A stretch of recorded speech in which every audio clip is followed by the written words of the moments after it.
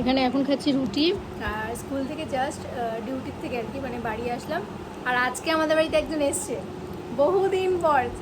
যখন কলেজে থাকতাম তখন ঠিক আছে সবাই আসতো, খুব আড্ডা দিতাম, বাট এখন সবাই যে যার কাজে ব্যস্ত। তো আজকে আমাদের বাড়িতে চলে এসছে অর্পণ। তোমরা অনেকেই চেনো আর অনেকে আবার চেনোও না, কারণ হয়তো মানে আমার বন্ধুবান্ধবরা চিনতে পারবে, আদারওয়াইজ তো কেউ চিনবে না। তো ব্লগে আজকে ফার্স্ট টাইম দেখাচ্ছি। হ্যাঁ, এই যে এটা হচ্ছে অর্পণ, ঠিক আছে? একটু হ্যালো কর। জাস্ট রোদের জন্য না একটু সমস্যা হচ্ছে, যা সাবধানে। বেশ আড্ডা ফাড্ডা মারা হলো, এখনও বেরিয়ে যাচ্ছে। তো যাই হোক, অনেক দিন পরে দেখা হলো বন্ধুর সাথে। তো যাই হোক, বড্ড আড্ডা ফাড্ডা মারা হয়ে গেল, অনেক বন্ধুদের কথা আর কি বলছিলাম।